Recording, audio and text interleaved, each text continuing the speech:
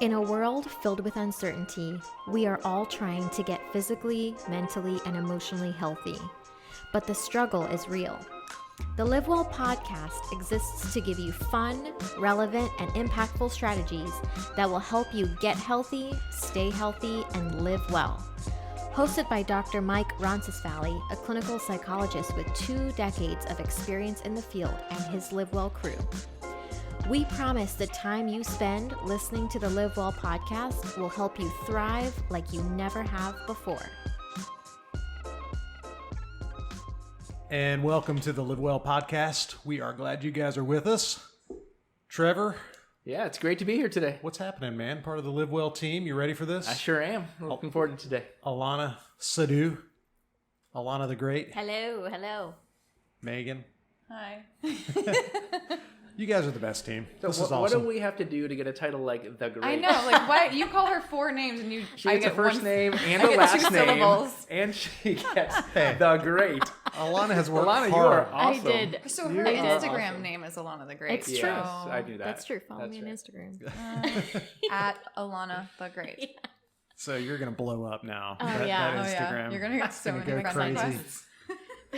So listen, we're glad you guys are with us listening to this mayhem. We've got an awesome show for you today.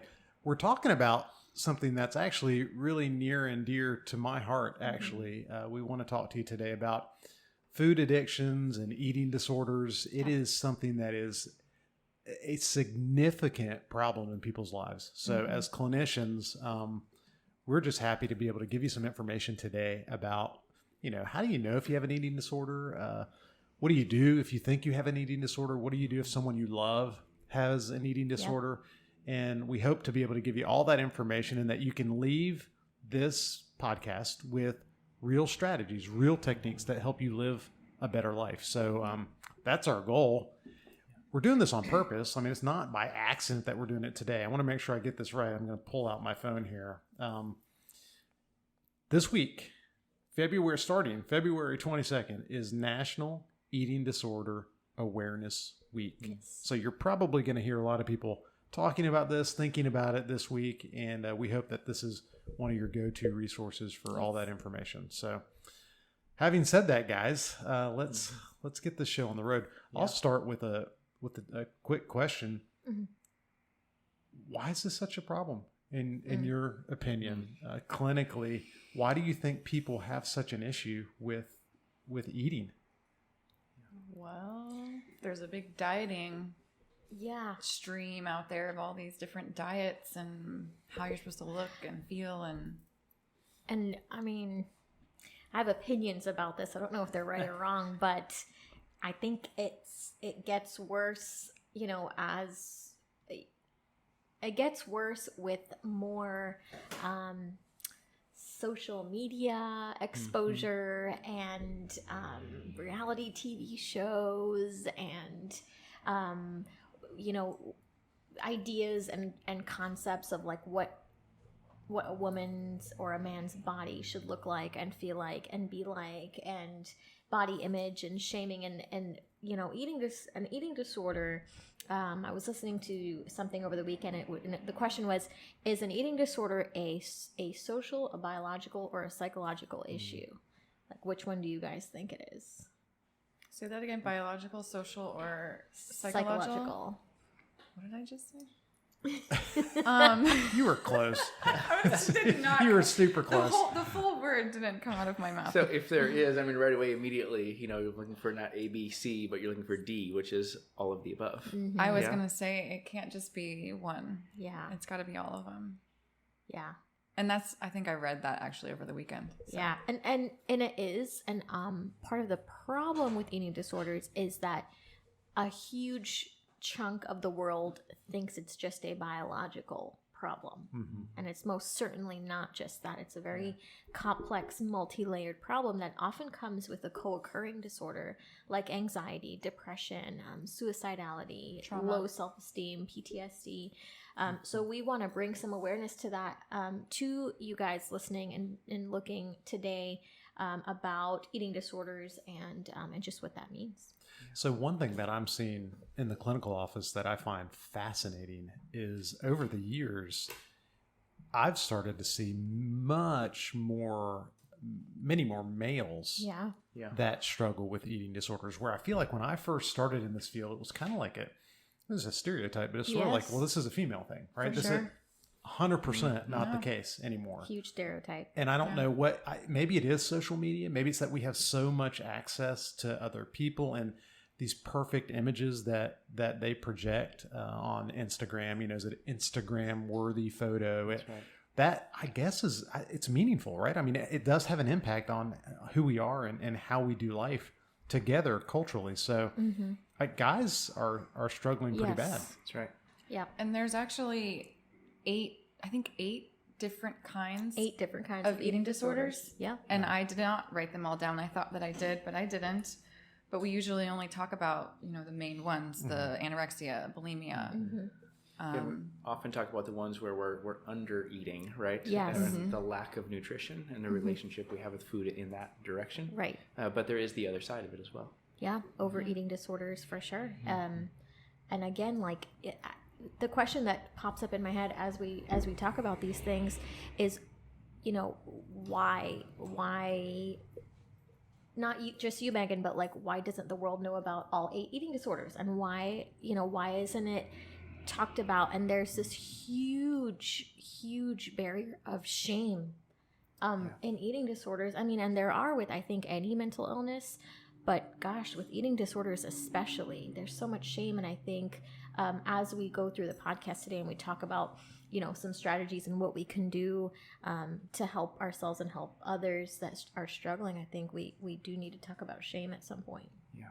Well, I mean, my opinion on that, Alana, would be that the negative emotion that people experience with an eating disorder is actually not only one of the causes of the eating disorder, but it's actually one of the things that maintains the eating disorder, because it essentially is an addiction. Right. I mean, your brain looks very similar in an eating disorder than it does with an addiction to drugs or alcohol or gambling or pornography or sex or whatever. So that shame cycle that breeds the desire to just get away from the emotion is medicated pretty easily with that control over food, which ultimately creates more negative emotion. So we'll talk more about that going forward. So and so talking about the men and women struggling, I want to share this statistic with everyone. And the stat is that at least 30 million individuals of all ages and genders just in the U.S. alone are diagnosed with an eating disorder. Wow. So that's 8% of the population. And that's 8% of the population that are reporting this eating disorder, right? And that's 20 million women and 10 million men just in the U.S. Obviously, people in every country are struggling with eating disorders. Yeah. In fact, Mike, as you said, there's a lot more men than maybe we think there are used to. So just to hear 1/3 of those reporting are men, that's significant. Absolutely. And the stats kind of crazy when you think about it. There's 350 million people in the U.S. Right. We've got 30 million, 8% that meet the criteria for an eating disorder. Right. That's a huge problem. Yeah. I mean, go to the mall this afternoon, and for every 100 people that you pass, 8 or 10 are going to have a diagnosable eating disorder. Right. That's wild. And not all of them are going to be what you would expect to see either. Sorry. People who have clinically been diagnosed with anorexia don't necessarily have to be under a certain weight. Right. That's right. And sometimes their insurance doesn't pay for it because they're not diagnosable. Actually, for the DSM. Yeah. And actually only 1 in 10 people that struggle with an eating disorder will receive treatment in their lifetime. Wow. Yet, Alana, give me the quote that we were talking about before we started recording. It's one of the most deadly mental health disorders? Yes. Eating disorders have the highest mortality rate than any other mental illness out there. Wow. Insane. That's crazy. More than depression, more than PTSD. Yes. Unbelievable. Sorry, keep hitting you. Yeah. And Trevor, I know you were talking about some things right before the podcast about what, how you've seen that. That's right. Yeah. In my years of pastoral ministry, I've had the unfortunate opportunity to walk families through and do memorial services specifically for people who have passed from an eating disorder. It's tragic. That's wild, man. So you've walked through the process of just dealing with the grief and pain of that. The incredible amount of shame and guilt that these families are faced with at the loss of a loved one. Yeah, you were saying that when you walk with them through it, that they experienced a lot of guilt. I wish they could have done something more or been there more or been even aware. Sometimes they just don't know because it's such a secretive thing that people hold on to, and they're very lonely. That's right. I heard a woman talking about losing somebody, and the same way, and she felt a lot of guilt about not being her friend because she suffered from her own eating disorder and was hiding it from everybody, so she wasn't able to be present in anyone's lives. So it is a very lonely, isolating disorder, mental health issue to have. I think it's because so much of it is kind of attached to our sense of self. Yes. Like it's your body, right? And then you're your looking body image, and you're in control of it.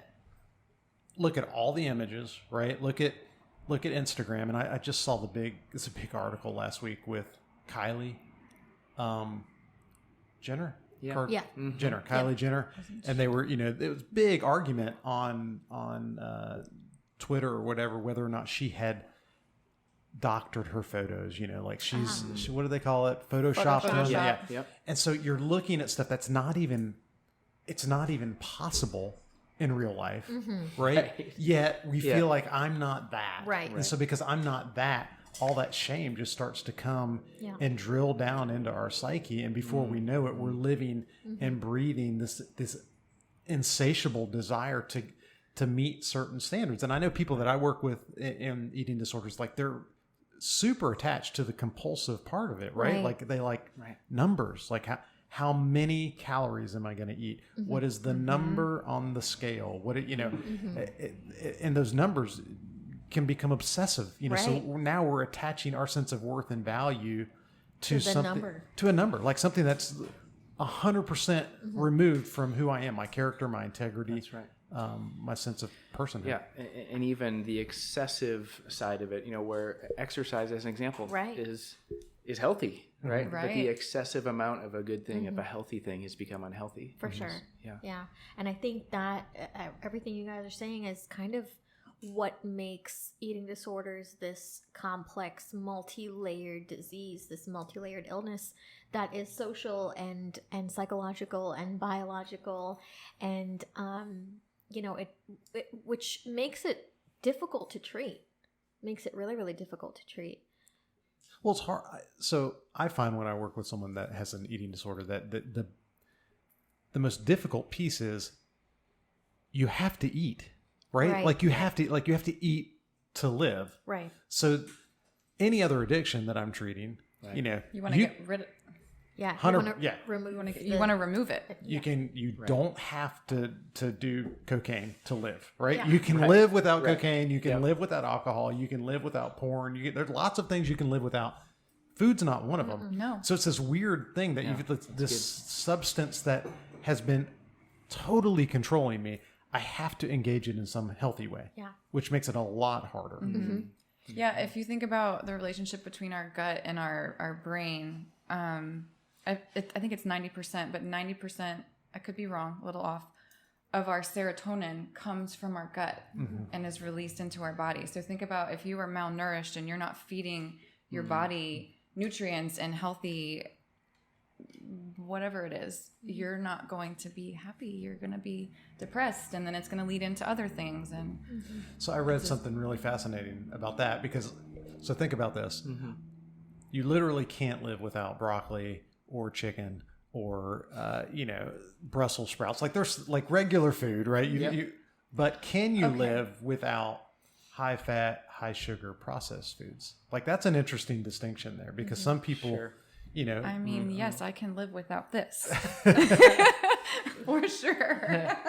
I mean, maybe I won't Do you want to? I might be a little grumpy in the morning, right. but... Yeah. So again, Alana, it goes back to this complicated nature of what's happening in our brain and in our body and how that all that interplays. Tell us about like some of the processes that are unfolding neurologically. Yeah. So actually, and I've brought up functional MRIs before because you guys know I like to see what I'm talking about and actually have like concrete evidence in terms of relating to like emotional and mental illnesses. So if you look at a functional MRI of an individual who has never struggled with an eating disorder while they're eating, and you look at a functional MRI of a person that has been diagnosed with anorexia nervosa as they're eating, it looks completely different. And so the individual that is eating that doesn't have anorexia nervosa, you actually see their pleasure center light up. Like their dopamine levels are high because if they're hungry, or if the food tastes good, there's a satisfaction level. There, it's pleasurable. It's like, okay, I'm not hungry anymore. I feel satisfied. This food is delicious. And so you can actually see that on the fMRI. Now, if you look at the fMRI of a person eating that struggles with anorexia, literally nothing happens. Wow. Nothing. It's blank. Yeah. And that just goes to show you that it's not the food is the problem. It's not related to the food. It's related to some underlying trauma or issue that's going on or mental illness. Mm-hmm. It's not directly related to the food. The food is their coping mechanism. It's how they're dealing with what's going on underneath the surface. And to add to that, eating disorders are just that. They're people that have a complicated relationship with food, exercise, and body image. And I don't mean to simplify it, but essentially it's this multi-layered complex illness that incorporates all of that. Yeah. I think what we're talking about with the neurology of it is complicated too, because I think there's different. So what you just described is what happens in the brain of an individual that is restricting, right? So or binging and purging. They have some sort of anxiety attached to food. So for them, they're so far into that process that food no longer releases the feel-good chemical, right? Like your pleasure's not happening.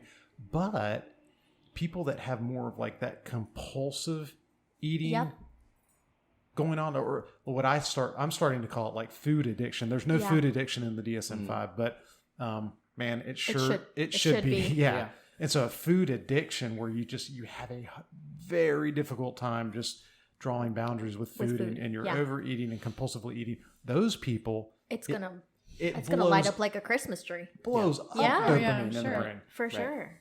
Absolutely. And I heard a weird analogy this weekend about eating disorder versus disordered eating. Have you guys? Yes. Okay. Yes, heard that. Yeah. Have you? Tell me about it. So I don't know. I don't think I've heard. So an eating disorder is someone who uses eating or lack of as a coping mechanism, right?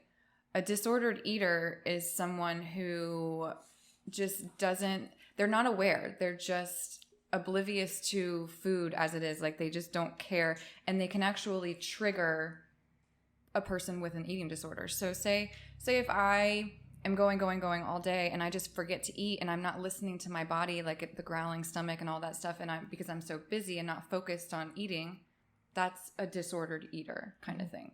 But they are a person who, if they're in someone's life who is living with an eating disorder, they're going to trigger them because they don't have the social awareness or the body awareness to have this problem.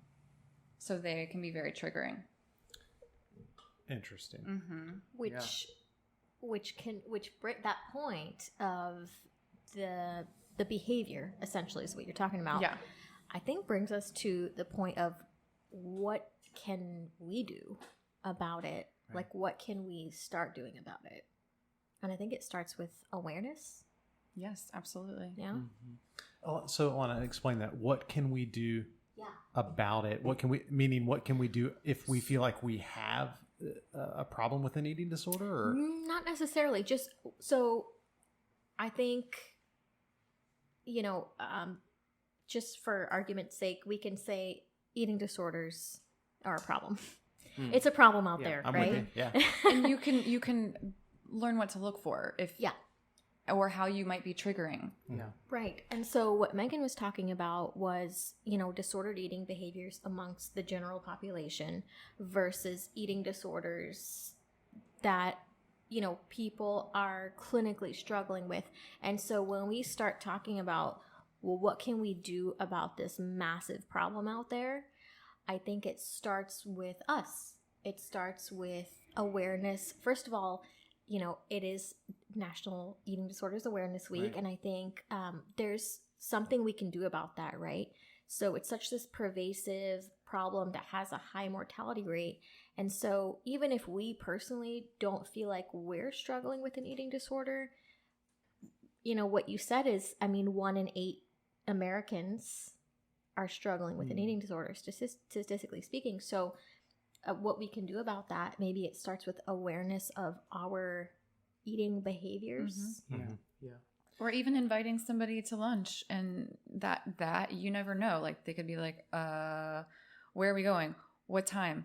And they have to plan it out because they need to know if there's something that they can eat. If there's time to run to the restaurant, it gives them great anxiety. So just to kind of have a little bit of an idea of that and what that might look like in somebody. So essentially you guys are talking about just allowing ourselves to talk about it. Yes. To be honest with ourselves about the reality that it does exist. It's real. That's right. And doing everything we can do to reduce the stigma surrounding Exactly. it. Right? Because I think there's a big time Huge stigma. Like it's private. It's like I don't want anyone to see this or know this. And if we can free people up to just start talking, they're going to get better. For sure. That's right. And I think, the other statistic that I could not get over is that only 1 in 10 people who are struggling with an eating disorder will receive treatment in their lifetime. And, again, I start thinking about why, what are the barriers? And, yes, shame comes up a lot. And stigma comes up a lot, and Insurance. Financial issues, money, and I think, we have to kind of look at the controllables, right? What can we do about the barriers that we see, stigma, so we can talk about it? How do we crush the stigma? We crush the stigma by doing something like this and talking about it and bringing it to light, shedding light on it. Things grow in darkness, things fester in the darkness, and things, become, I think, more visible, and I think recovery seems possible for people when it's brought to light, when people are talking about it. Absolutely. Yeah. And if there is somebody who's living with not mental illness, with an eating disorder, you don't want to wait. You don't want to wait until, if you're a woman, your period stops, or if you go under your average weight for your body. You don't want to wait until it's too late. You want to go get help. You want to talk to somebody about it before it gets dangerous. And go ahead, Trev. I was just saying, as part of that awareness, it may just be helpful for us to identify what are some of those signs and some of those symptoms. Yeah. What are those things, whether we can be looking in our own behaviors and our own patterns, or again with those we love, our friends and our family. In fact, I'll share an example. I remember walking an individual through who said, "Hey, I think I have an eating disorder," and one of their patterns was they would always eat in private, rarely in public. Right? So they would go to a party or they would go to dinner and they wouldn't eat. And then they would, if they were going to eat, they would eat privately afterwards. And for them, it was this shame associated to, they were either eating very little or they were eating excessively. Right.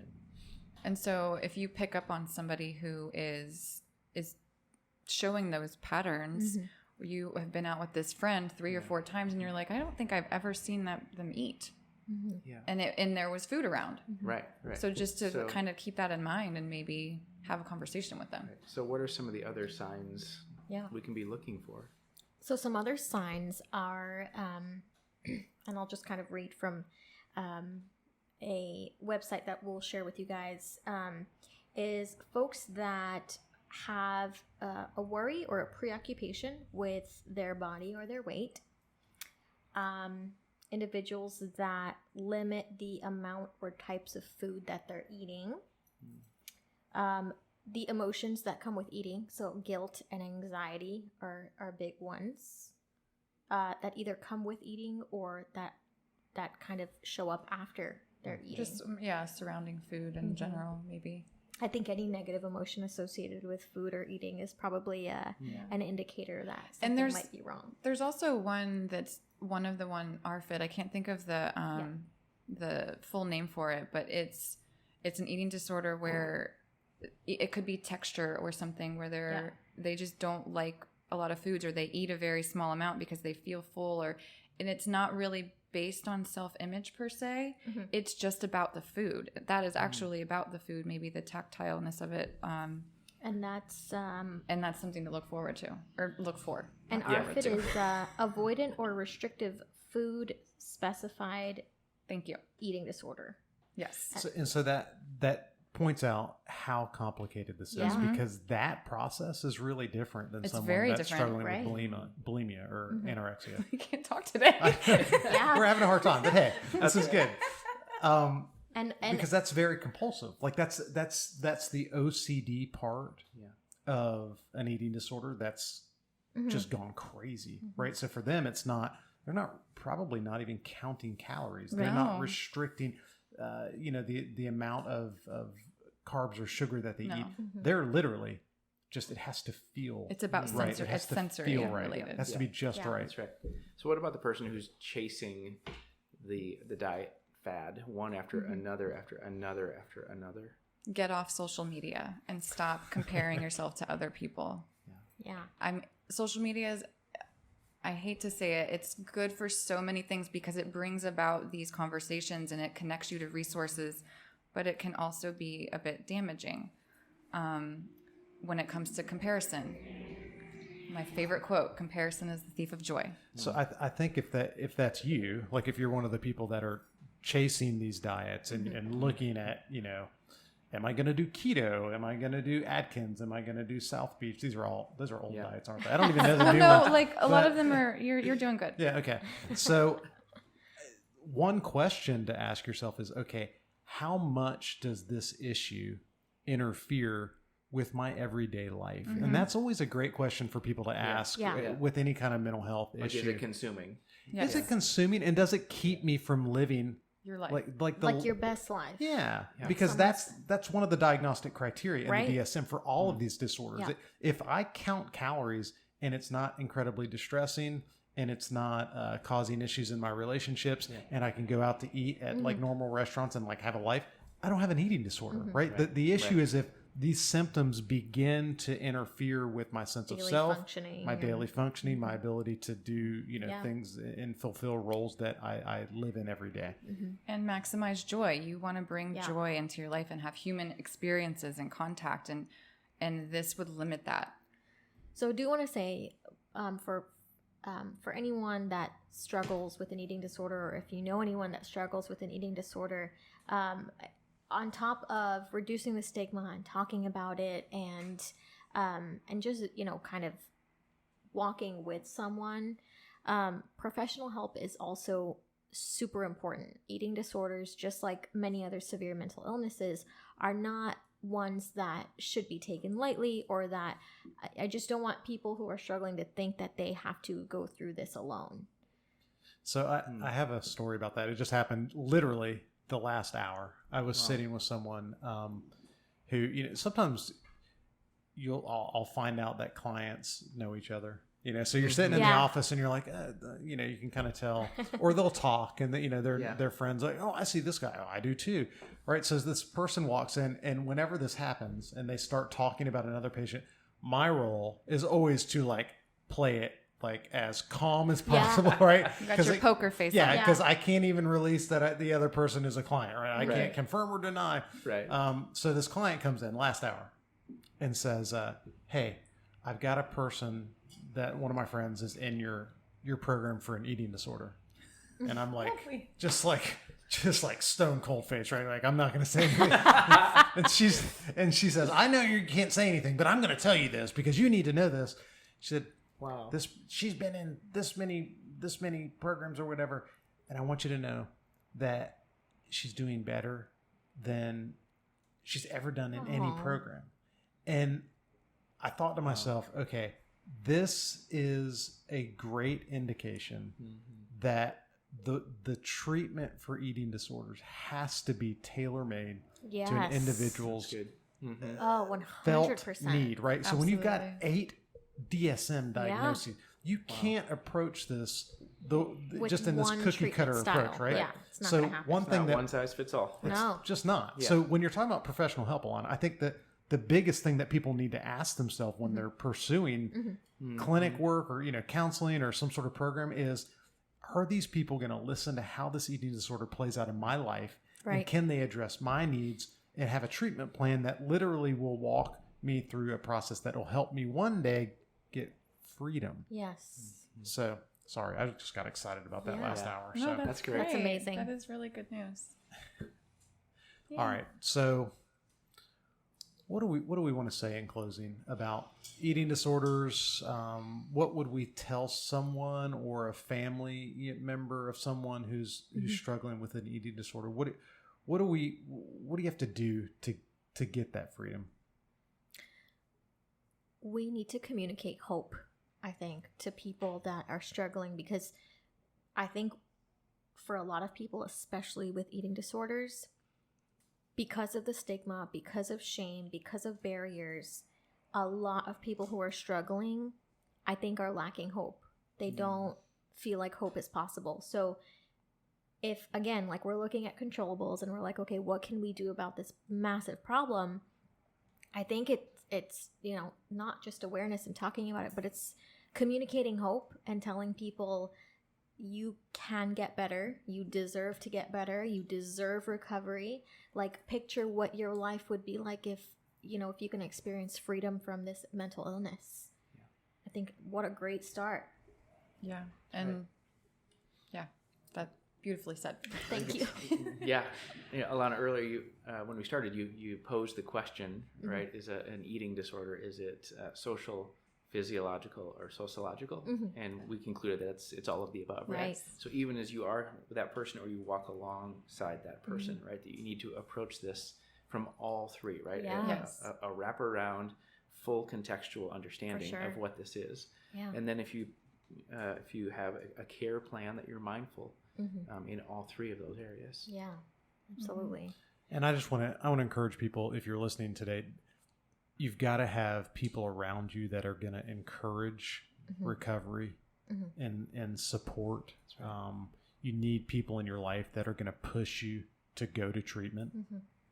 If you're a family member of someone that has an eating disorder, you've got to encourage them to get in treatment, because this is so complicated that the idea that you're just going to magically wake up one day and find freedom is not very realistic, right?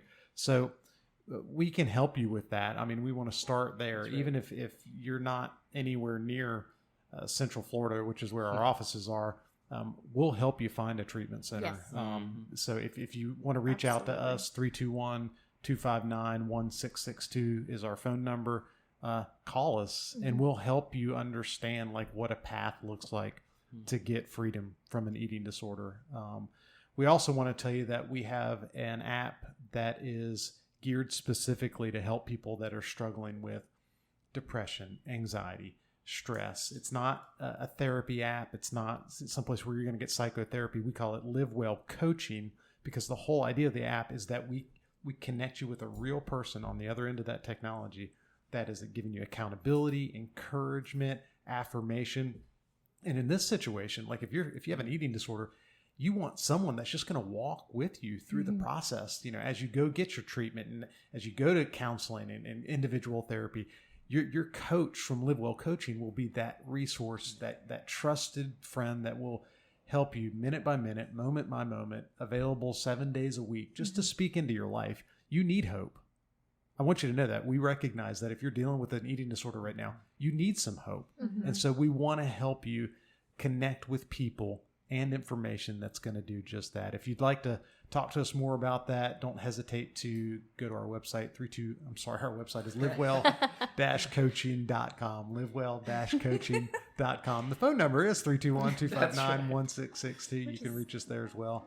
And we're just glad that you guys gave us an opportunity to talk about this today and to hopefully speak some good information into your life that you can go out and be a part of the solution. So we appreciate it.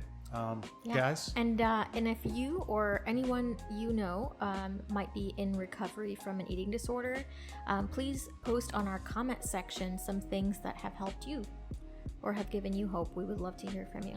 Absolutely. Guys, thanks so much. Thanks so much for listening. Thank you. For joining us. Have a great day. Bye.